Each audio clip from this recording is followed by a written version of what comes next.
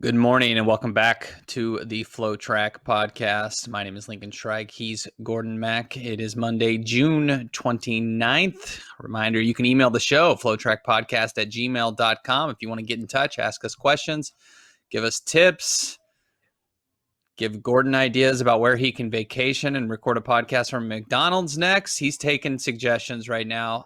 Gordon, how you doing today? Doing good. Excited for the 4th of July, man. We're a week away. Who would have thought we made it all the way up to the week out from 4th of July? And it's on a weekend. I think every city, though, is canceling all their fireworks. So there's going to be a lot of homemade fireworks maybe going off around the country. But yeah, doing all right. It was a chill weekend. Nothing much really happened.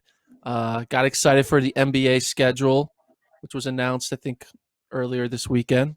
You got to know who the 8 teams are going to be playing for the Sixers. I can't believe NBA's coming back July 30th. Cam Newton going to the Patriots. That was some news that I looked at on my phone. Other than that, wasn't that too exciting of a weekend.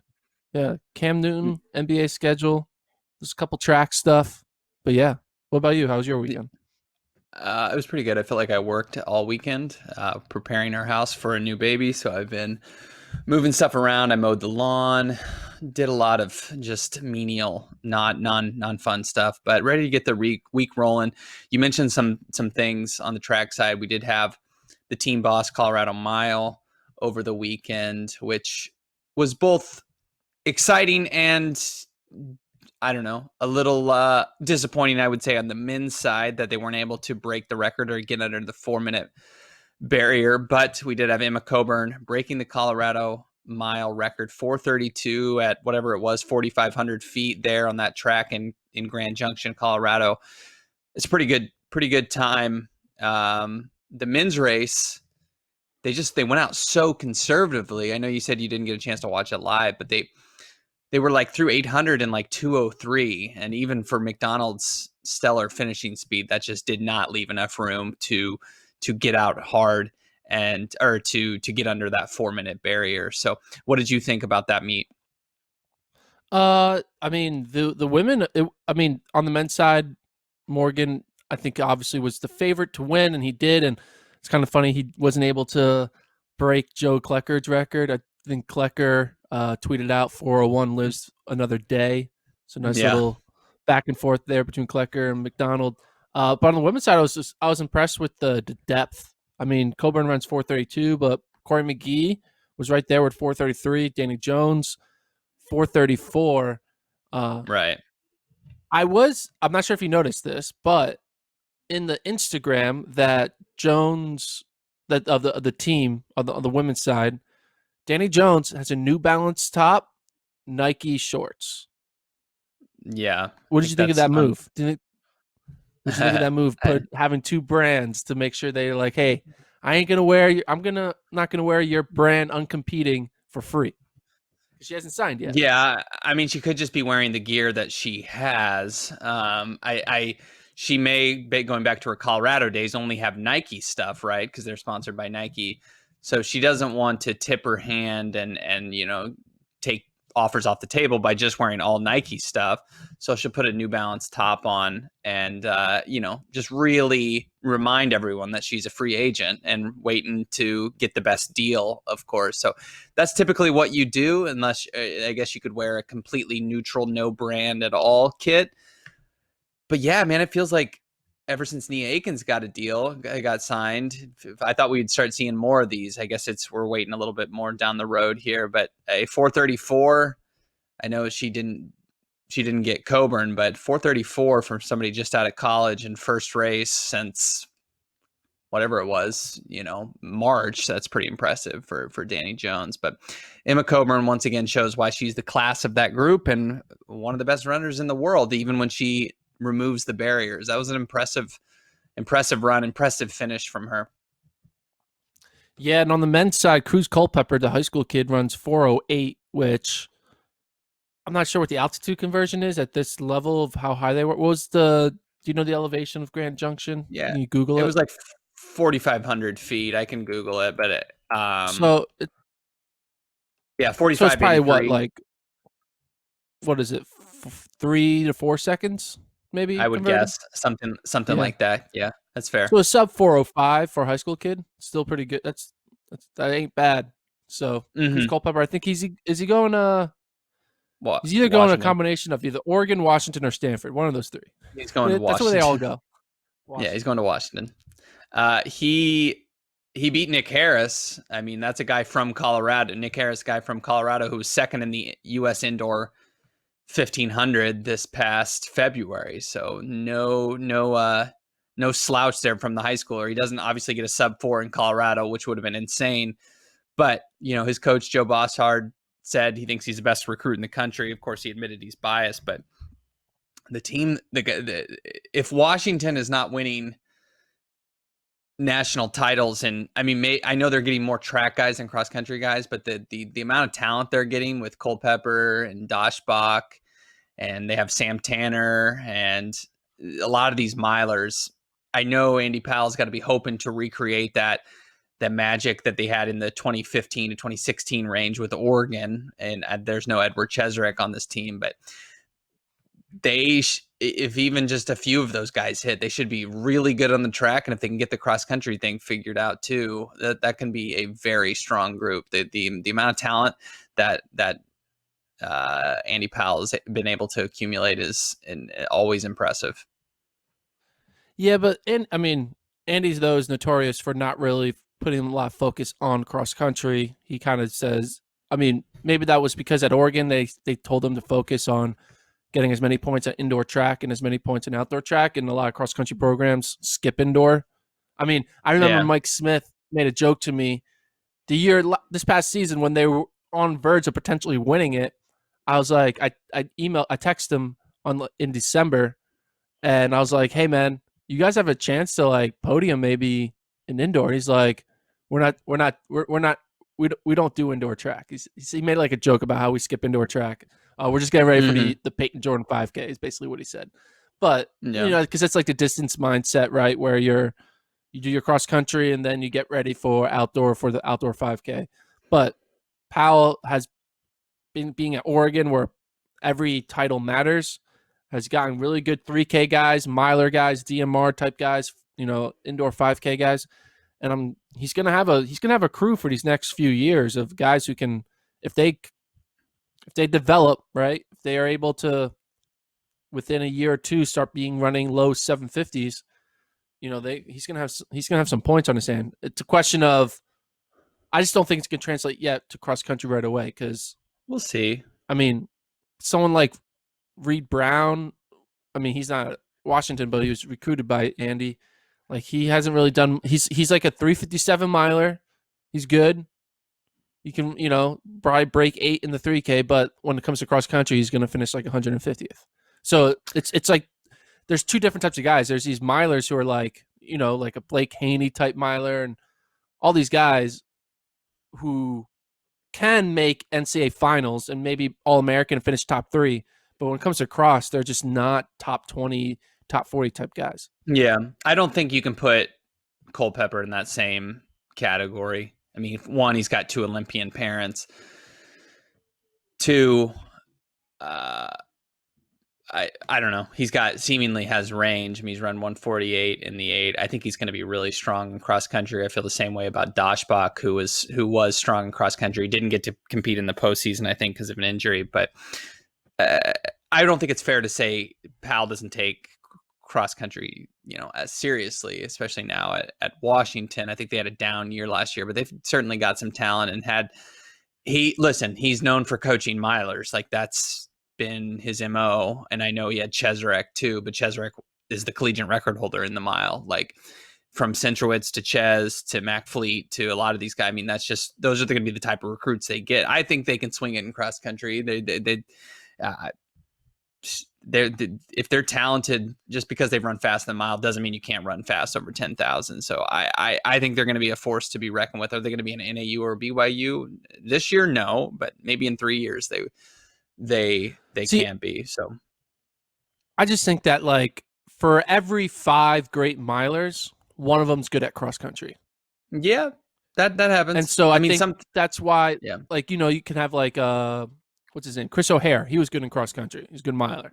But then you have another miler who like Josh Kerr, not good at cross country.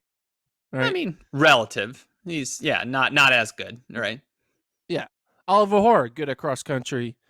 Yeah. Jared Nagus, kind of all right. I mean, he might have a breakout season this next year. He was like 40th this past year. But you know, I'm just saying, like, a lot of the I think give a 1 in 5 success rate of milers translating to the 10K.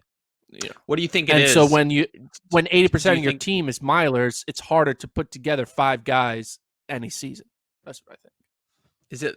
Is it just that's the way they're built? They don't come naturally equipped. Their bodies don't handle the distance training as much. They're just built for speed, or do you think it's more so like not having the same focus on cross country? Because you would think if you've got a 355 miler, they should be able to be competitive in cross country, right? Does it just not always translate? Like, I know there's different people who are better at different things, but it is strange to me when some milers are just, you know, they can be competing for a national title, but then they're in the hundreds in cross country. What do you think it is? Is it just that's the difference in skill set, or is it lack of focus?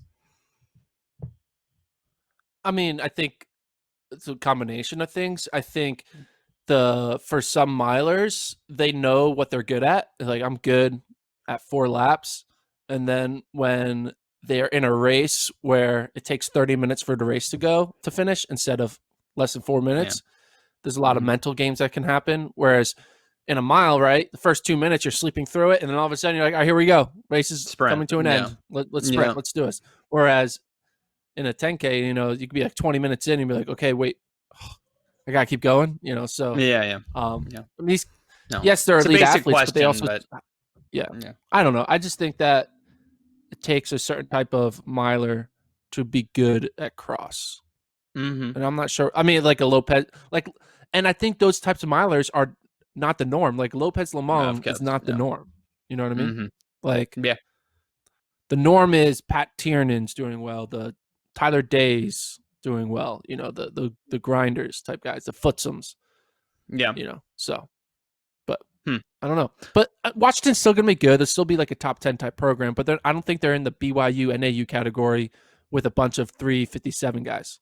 You know, you need I'm just curious. Like, what is Washington's goal, right? Because it's not like maybe their plan is to do this, but it's not like they're accumulating the sprinters that, like, you know, that Oregon may have had at certain points. I know Oregon didn't have on the men's side during the Andy Powell years, didn't have like a wealth of sprinters, but they typically would have a guy or two. Doesn't seem like Washington's really doing that. I know that one year, what was it, 2015, where Oregon won with basically just Cheswick, Jenkins, Gregoric, Daniel Wynn, and Will Gohegan. But is that the plan at Washington, or are they going to build a more diverse program? I mean, I'm just interested. If it's not necessarily cross country, like a group of milers typically can only get you so far. I mean, if you're really all about just winning indoor titles, I mean, great. But I would think that they're trying to, I don't know, build a more balanced roster. I think it's more just you got to recruit to your strengths, right? I just think Andy Powell knows, hey, I can make a miler great. I can make a 10K runner good, but I can make a miler great. So why don't I get athletes that I can make great? Cheswick was great. You know? Cheswick was great in the 5 and the 10. Yeah, so Cheswick's great. Yeah. But I you know, but he like, could you know have what I'm saying, probably like, gone anywhere and been great. But yeah. Yeah. But like, I just think that, like, he's like, hey, I'm a coach. I'm good. You know, I don't think. I think it's like there's a reason why, like, the best 800-meter runners aren't going to Andy Powell, like, and they would rather go to some like a Penn State or a Texas A&M, or because they're like, hey, this is where I can, or UTEP, like, hey, this is where I can be really good in the 800. You know, I don't know. I just think his strength is miler. His strength is mile, 3K, 5K. It's like that spot, you know, and there's nothing wrong with that. He's really good at it. He's probably the best in the country at it. So yeah. other things We went on going a little on. tangent there. Yeah, we did. That's Sorry. cool. It's fine. Other things going on, or I guess not going on. Pre-Classic, the Paris Diamond League, both canceled. This happened last Friday, I believe, but we haven't really had a chance to talk too much about it. The Pre-Classic thing was interesting. They came out, whatever it was, like early last month, and said, "Oh, this is the revised Diamond League schedule, and the Pre-Classic's gonna be October 4th." And then University of Oregon was like, "Wait, what? We didn't talk. You didn't bring this up to us. Like, what are you talking about? We didn't approve this." And then all that was really for nothing as the event gets canceled. I guess they're thinking Oregon's not going to be able to. They're not going to be able to follow the guidelines and have a meet there. So looks like unless this meet that USATF is thinking about putting on is at Hayward Field, there may not be any track and field at Hayward Field until 2021. Also, Paris gets canceled, but I don't know. I guess this was no surprise to me. We keep trying to get Hayward Field, kicked off. It's raring to go. We've had hype videos overload for months now about the readiness of the stadium. Were you surprised at all by this meet getting canceled? I was not. I do think about what the first meet at Hayward Field's going to be, because there was a moment where we thought like the first meet could end up being like a high school meet because of the certain meets getting moved and canceled. Like, it's going to be in the high school state championship. But is the opening meet going to be the Pepsi Invite? Is that going to be the opening meet, or the Oregon Relays maybe? It wasn't going to be the Pac-12. It was supposed to be the Pac-12s, which would have been, I guess, fine. And then it looked like, it could be the Pre-Classic, which would be really cool. But yeah, it may end up being 2021, some like low-key try meet for Oregon and Washington and somebody else. Yeah, it's a bit odd. Did you see this news though about USATF thinking about like hosting its own meet in September? Yes. Yeah. Yeah, and so they have to make a decision July 15th about what it's going to look like. And I don't think a location has at all been determined, but if it's possible, you would think they would want to try to put it on at Hayward Field. I was thinking they might have it at Drake. Midwest has not been hit as hard with the coronavirus. I don't know if that's necessarily safer, but perhaps. Yeah. I don't know. What do you think of that meet? So for those just listening, USATF, was it September 15th and 21st or something like that? Mid-September, looking to put together a final season meet. I'm not sure if they're calling it a national championship. They're just going to call it. That's what they have to decide. That's part of the thing they're going to decide. Yeah. September 13th or 20th. I think if they want to call it something, it's like a. I think if you call it a national championship, you get more people to come. If you don't call it a national championship, people don't come. But if you call it a national championship, even though you get more people to come, it's going to be a fake national championship because... Well, they're calling it the U.S. Open. Oh, okay. The preliminary name, the U.S. Open, which has a nice distinction with tennis and golf. But with this, I think it's like a national championship light. I don't think they should get a national championship because you're going to end up with Johnny Joker winning a U.S. title that doesn't, you're like straight finals in the 1500. I would be interested to see who would show up for this, though. I think if you have it at Hayward Field, a lot more people are going to want to go. If you have it at Drake, it's like an off year national championship without the national championship designation. What's my incentive to go to this? You have it at Hayward Field. Now the athletes are like, I want to show up for this. Now, obviously you would think it's not going to happen because they're basically determined via local rules in Oregon that they can't have the Pre-Classic. So how are you going to do something 3 weeks earlier at Hayward Field? That's like a national championship, not like a national championship. So maybe it is at Drake. We don't know. To me, I will be surprised if this catches any traction at all. One, if they could even hold this, but two, if athletes have maybe they have an interest to race, but it's like a USATF meet without the actual distinction. Like, I don't know. Doesn't seem like it's going to be that compelling of a meet. Yeah, and I was thinking about what's the type of athlete that would go to this meet, and I was like, this is the type of athlete that would go to this meet. among sprinters, the best sprinters won't go. No. The bad sprinters will go. So the top tier won't. The top half Give won't me a go. The bottom name. half will go. I'm not gonna give you Give me a names, name. the top half won't go. The bottom half will go. You know, it'll be very similar to the sprint, and by sprinters I mean 100 up to 400. In the same light of, it's gonna be the same dynamic as sprinters that show up to U.S. indoors. The best sprinters don't go to U.S. indoors.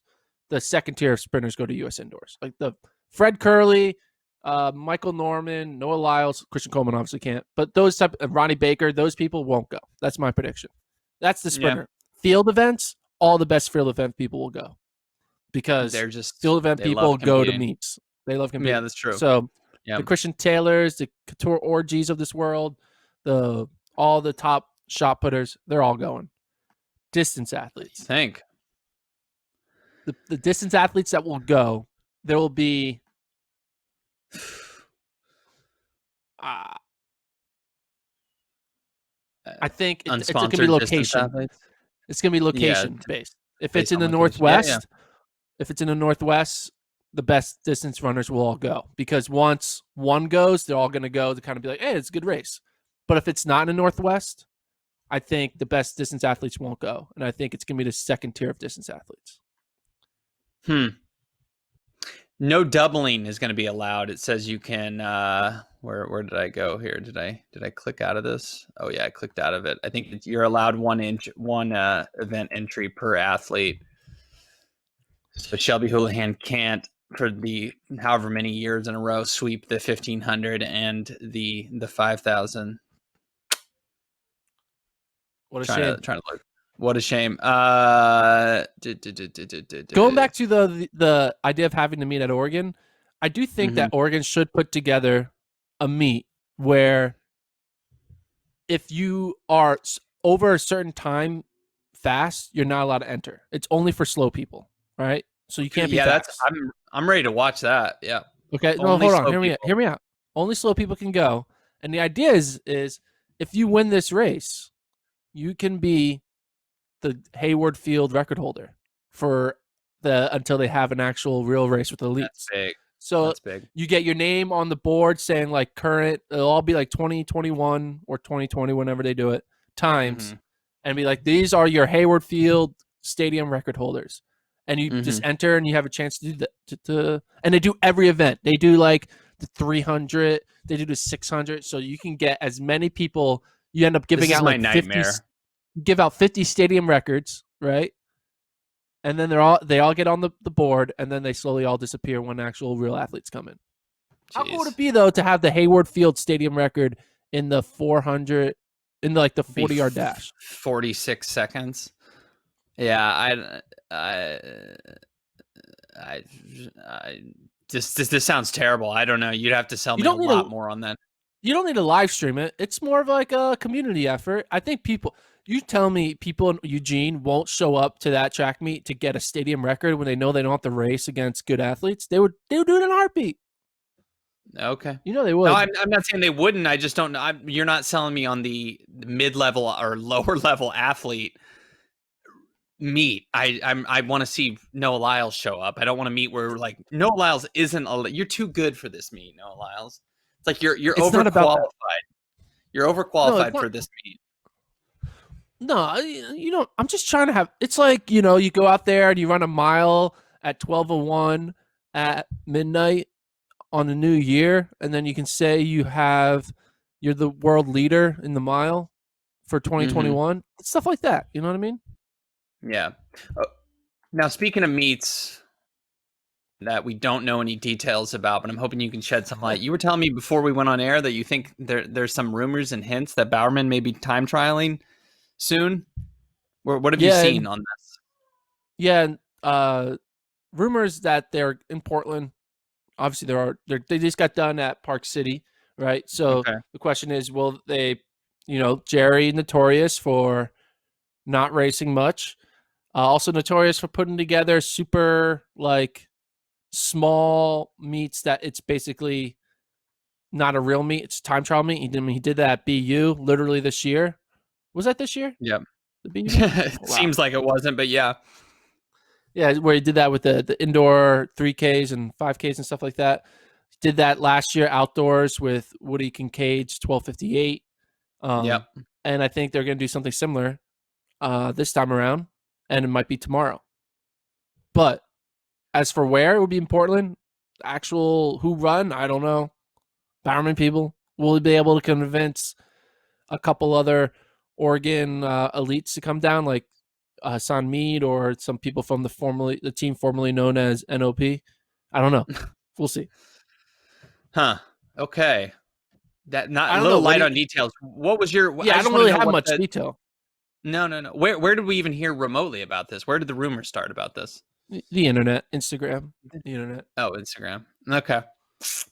I mean, I trust anonymous people. Let me just say, people that are just suggesting this could happen.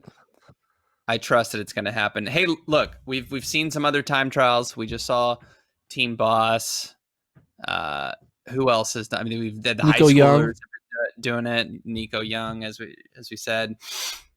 I'm ready for the cream of the crop. Let's get Shelby Houlihan. Let's get Centro. Let's get Lopez. Woody No, this is what we Kincaid. need. And answer We need back this. to his 1258. What we need to have is we need to find out where and when, the exact time, and then we need to buy Paul Chalimo a one-way ticket or a round trip ticket so he can come back. Yeah, maybe So round trip. So he can just show up unannounced to race Lopez, and Lopez can't not. He's like, oh man, we're doing this. That'll be the ultimate, like, just a surprise. We're racing. I mean, that is like there's going to be an entry deadline or like, there's none of that stuff. So he could just show up, and I highly doubt they're going to be like, you can't race me because that just looks weak. That'll be awesome. That's what I want to see. Why are we not? Why have we not been plane. trying to do that from the beginning? Like, I don't understand that. This is ridiculous. Like, it goes back to the track and field thing of avoiding each other. Like, I hate that trend. Like, let's get these guys going. If we're going to have these like match races, I mean, I suggested this in an article last week. I want to see Lemong versus Chalimo in any distance. It can be a mile, 3K, 2 mile, 2K, 5K, ultra marathon. Like, that's what I would love to see. I want to see or like a dual meet between those two. I know that has been suggested to you. I would love to see something like that. I mean, even if it has to be remote and they have to run in two separate distances, I want to see Lemong v Chalimo. So you talked to Lopez, right? He's like he wants to race Chalimo, right? He's probably said it publicly, right? I think they both. I mean, he wasn't like, yeah. Anyways, go ahead. They both publicly are like, yeah, let's race, right? But who privately doesn't want to do it? Who do you think is more like, I don't want this fire? Or you think they're equally minded on the competition? Lemong has the last word right now, right? So he's not. Yeah. The onus is on him. I mean, he beat Chalimo in that 5K, so he doesn't need to exactly prove anything right now. And he ran 13 flat and ran 27.0 at Worlds, so he doesn't owe the world anything because he got the last word. So I would say he is least motivated to race, and Chalimo is maybe more so. I mean, they had that bickering in February about, only like whatever it was that like weak people race at Husky Classic. And so he's thinking that Lemong is avoiding him in some regards. And that's probably not the case, but Chalimo more so. Long story short, he definitely, I think, would go through mini hoops to get to race Lemong right now. Do you think this Chalimo Lemong mini rivalry we've kind of created is similar to like the Rupp Legat one that we had a few years ago when they were kind of dodging each other? I remember Legat even said in an interview that like there's no incentive for me to race Rupp. Like, why would I do that? He was like very blunt about like my contract and my appearance fees and prize money and all that stuff and record holding is more important than a fan rivalry that people want to see, which I thought was interesting. Yeah, that's disappointing. I understand that and I guess if I was in his shoes, I would say the same thing. But that's a shame. They need to, somewhere in the sport, we need to figure out a way to make. And I know the regular season doesn't matter. Basically, just U.S. championships or trials matter, and then whatever the international competition is. But That's a shame, especially right now. It'd be fun if we could incentivize these athletes further to race each other. I know that we're trying to do social distancing and everything, and everyone's just racing within their group. But I don't know. I want to see. I mean, if Nick Simmons can get an entire county on the race on a track together at one sitting with a bunch of kids, you would think Lopez Lemong and Paul Chalimo could get together for a race, right? Yeah, and what if like, have you ever seen? It's not a good movie, so I don't say you probably haven't seen it. But there's a movie called Tag. Have you ever seen No, Tag? I have not seen So it's a Tag. movie with like what's the guy who Sounds played like an Don Adam Draper? Sandler movie. Don Draper. Who Yeah, I played know who you're Don talking Draper? about. John Hold something. on. I don't know. John Hamm. John Hamm. John So it's Hamm. with the Yeah. John Hamm and a bunch of other guys, and the premise it's based on a true story about these guys who had this like um on like year like 15 20 30 year long tag game where every 1 month out of the year they would play tag, and if you were the last one tagged by the end of the month, you're officially like the loser for the next 11 months. And so Mm-hmm. it was an excuse for they pick 1 month out of the year for them to all kind of travel to all kind of see each other because all their families moved away and they're not all over the country. And they came up with this way, like this is a way we can force each other to be around each other once a year Wow. and have this fun little tag game where we're tagging people. And they did ridiculous things where like they tag people at their wedding, they tag people at a funeral, they tag people in a grocery store, like and like I know why you there was I no know why you rules. watch this. I know why you watch this Why do I watch this? because it's Hannibal Buress is in this. You love Hannibal Buress. I do. I thought you did. Yeah. So I don't know if love is love's a Well, strong love is word, man. always a strong word. Okay, continue. Sorry. Anyway, so what we need to do is we need to kind of take that concept of, hey, the same concept of when you ice someone. If you give someone an ice, they got to drink it in front of you. They got to drink that Smirnoff. That's what we need to do Yeah. with these racing matchups. We need, if Paul Chalimo gets on a plane and just knocks on his front door, It's go they got to time. race. He's got to look Yeah. up what Lopez Lemong's whereabouts information is, find where he is, know it's where he is, and know he's got to be there that hour. We need a whereabouts racing hour where athletes can show up to other athletes' whereabouts time slots where they have to be ready to race. And if they Yeah.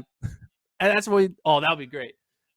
That would be cool. You get and what you do is instead of being daily, you have to have a whereabouts day once a month. Mm-hmm. Where if an athlete shows up to your whereabouts day in this month, you have to race them. Yeah, that might be trouble for That'll Christian be fun, Coleman. man. That would be cool. Don't think that's practical, but I actually do like, you've had your harebrained ideas. We had the Hawaii track marathon last week. This one I like a lot more. And the whereabouts factor is a nice transition into our final topic. Sebastian Coe, the president of the artist formerly known as the IAAF, World Athletics Pres, Sebastian Coe, had some interesting quotes it was last week. I was going to say over the weekend, but last week about the Coleman case, which I was kind of surprised to hear him discuss this. But I guess the case with Coleman's whereabouts failures and his provisional suspension is in the athletics integrity unit. He is independent of the AIU. But as strong as words as he can give, Coe kind of blasted Coleman and suggested that he's not going to get this 1-year deal. Now, of course, that he has no jurisdiction over that, but suggesting that Coleman may not compete in the Olympics after all, may not get that 1-year deal. He's 1-year ban that he could be looking for. This quote in particular was really eye-catching for me, and then this is in The Guardian. If you're hanging by a thread on one or two, or even two of those, and he's talking about whereabouts failures, then my instinct would be to be sitting by my front door for that hour. You wouldn't risk not being there. And if they fall foul of this regularly, they will be banned. He continues, I can't put it any blunter way, and that is what the AIU is there to do. It's not a sort of an afterthought. Alongside biological passports and adverse analytical findings, it is a central part of the anti-doping landscape.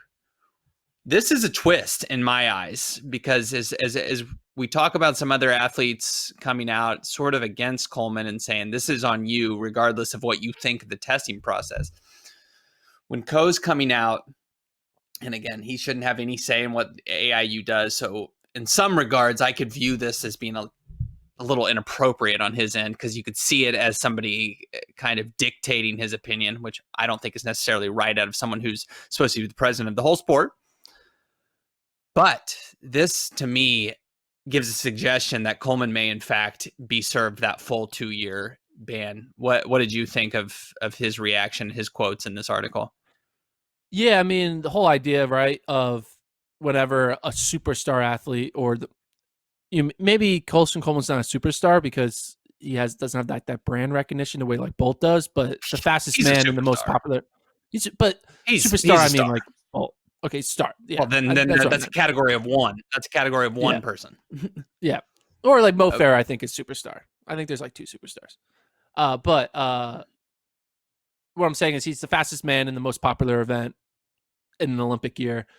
They might find a way to like slap someone on the wrist, and like that's technically not fair, right? But life isn't fair, and people get preferential treatment. You know, they give the more famous athletes better lane assignments. Then you could be faster than them, but I'm sorry, you could have beat them last week, but Noah Lyles is going to get the better lane that he wants, or you know what? Not no one's beating Noah Lyles right now, but you know what I mean. Preferential treatment happens in the sport, and they could find a way to get preferential treatment in something like this that is a whereabouts failure, and kind of pretend it wasn't preferential treatment and be like, oh no, this was the rule. We had 1 year. Sorry. And everyone will be like, yeah, you did that because he's Christian Coleman. But what I thought Coe would go along with preferential treatment for Coleman, but Coe is being public about, we're not giving no one preferential treatment. We are going to treat everyone equally. And if you did this, you're going to pay the price. And he clearly is signaling that Christian Coleman isn't untouchable, which I thought was interesting. And that's been his MO. He's always, I mean, one of his pillars of his presidency has been, I'm tough with anti-doping. Obviously, the Russia thing first and foremost. But again, can't state he is not part of the AIU, but they are, you know, as their name says, specific to athletics. And you know, I know the IAAF World Athletics ushered in this AIU era, bringing them on to be an independent testing body. But it was telling quotes for me that I don't know if it's a preferential treatment thing. I don't know if the same situation would have happened in Usain Bolt's career, if things would have been different. We can speculate cynically and think, no, Bolt would have been treated with a lot more caution and would have, you know, they would have done everything they could to get him into the sport, or not, you know, the shortest man possible if this would have happened, just because he's literally, you know, if Usain Bolt was pulled from a meet, that takes tons of value out of it. And it's not the same for Coleman. And, but with, you know, Coleman coming out with his statement that he did on Twitter and then coming on our show, he hasn't gotten the sympathy that I think he expected.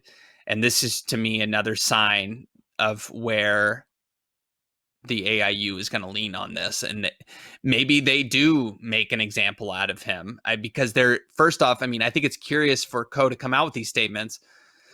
A lot of people have gotten their sentences reduced to 1 year for these whereabouts things. So I've thought all along that's what's going to be the case. But for Coe to come out and say these things, oh no, this is what the rules are for, and that's not how the AIU works. They're not going to give a deal. Well, I mean, people have gotten to deals before. Just because it correlates with the Olympics shouldn't make a difference. But for him to say, quote, I would be very surprised if there was any thought that a deal is going to be struck here or in any of these cases. There's been deals before, so I'm not exactly sure what he's referring to. I know they're trying to be harder on the whereabouts thing. I get that, because it is a way to skirt the doping system, and they want to show that it's just as big of a deal as is your biological passport and your drug tests. But I was surprised that he came out so strongly. That seemingly tips the hand of what's going to happen. And wow, I mean, I guess I had, obviously this case showed me that Coleman could miss the Olympics, but now I'm really thinking we're not going to have Christian Coleman at the Olympics. I'm not sure if that's a good thing for the sport. The dude needs to learn his lesson, and maybe that's what it is, because he's being out during his window, even though he was back supposedly during the time. That's foolish, and that's taking undue risks. But still, yet for Coe to come out and say this was a big shock for me, and I think was a little unnecessary on his part. So here's the thing, though, not to what are the 3 missed tests that Coleman has? Right, one of them is one's a filing failure. One of them is I feel like is one of them's a filing failure, right? And it's kind of like they're the same. They're the same as I know, mistest, but though. Is it the same? His failure that he filed was that he didn't tell people he was at Drake relays.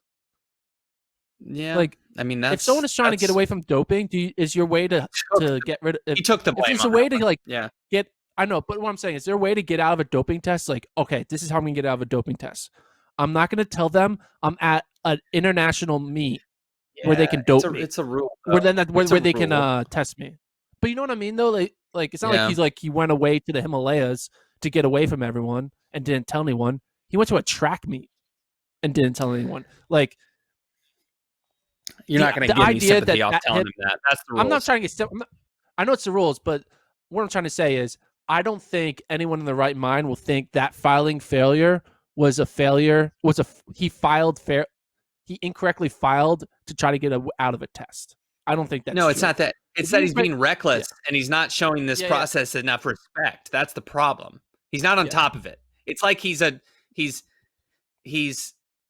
not doing his taxes, appropriately. Well, guess what? When you don't do your taxes right, you get audited and you may end up going to jail. I mean, this is different than that.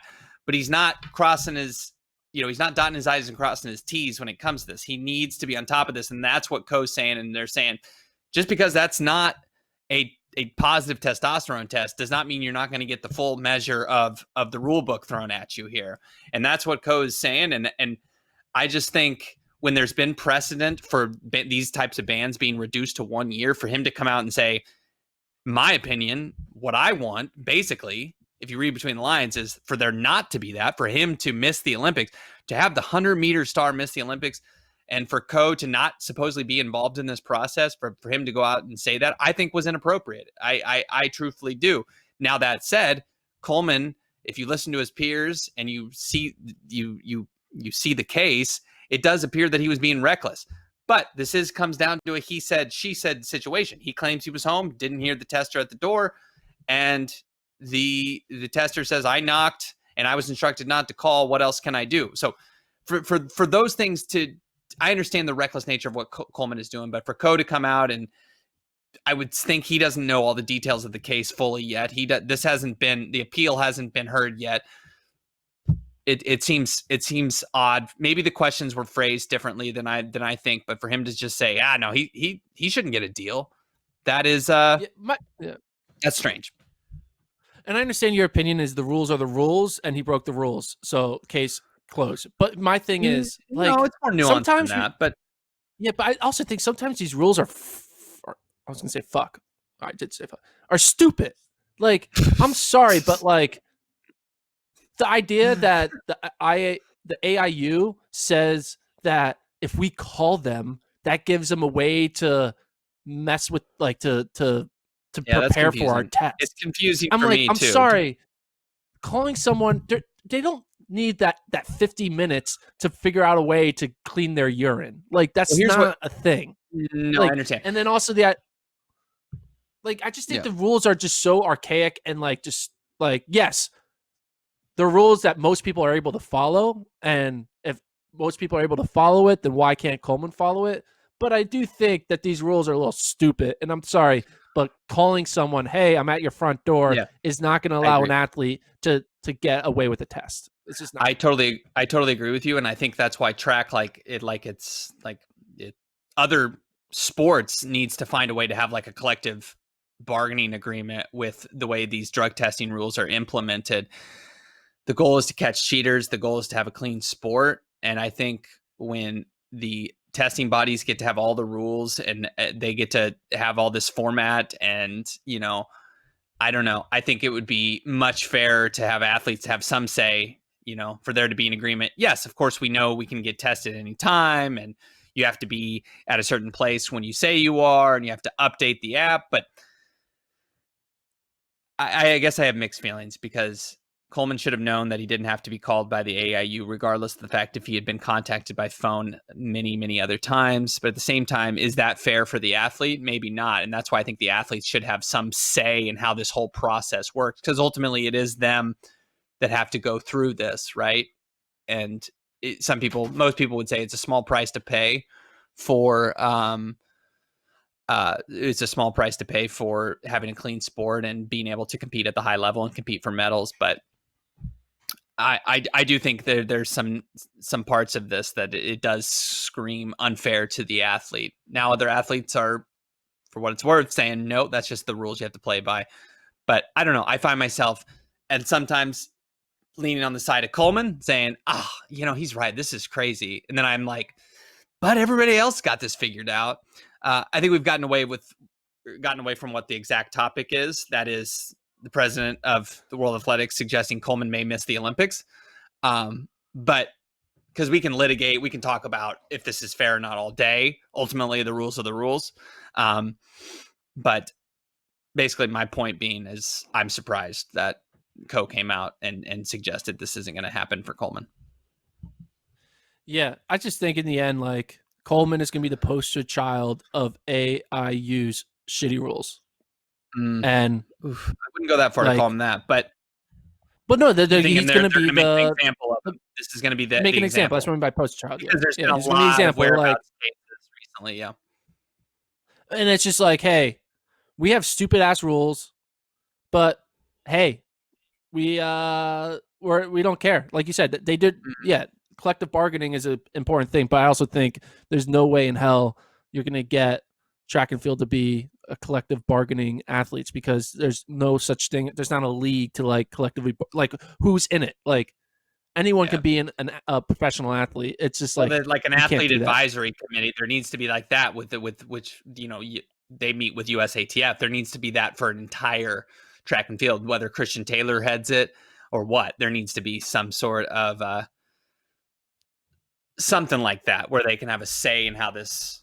I know their interests are going to be some people would say, well, they're going to have interest in protecting themselves from drug testing at all costs. I just think in the method that this is unveiled, if the way this goes is for I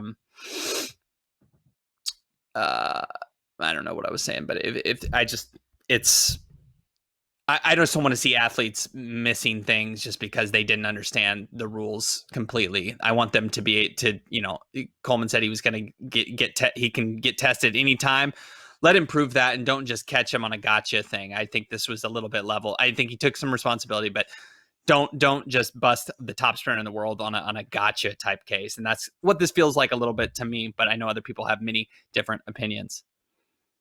What would you say about this? Is there a bigger asterisk on the 2020 NBA champion in Orlando or the 2021 Olympic champion without Coleman in the race? That's a good question. Probably the 2021 Olympic champion if Coleman's not there. I would say so for sure. Unless it's Noah Lyles, and I would say that's well warranted. Listen, I got a builder at my house right now. We're getting a shed built in my backyard, so I got to run. But it's been a good Airbnb that out. If you would like to come stay. It's not going to have air conditioning just yet, so that might be a little tough. Okay. But anyways, it's been a good episode. You can email the show, FloTrackPodcast@gmail.com. Not sure who's on tomorrow. Kevin will be a part of the program, though, for sure. So it's always exciting. For myself, Lincoln Strike, he's Gordon Mack. We will see you tomorrow.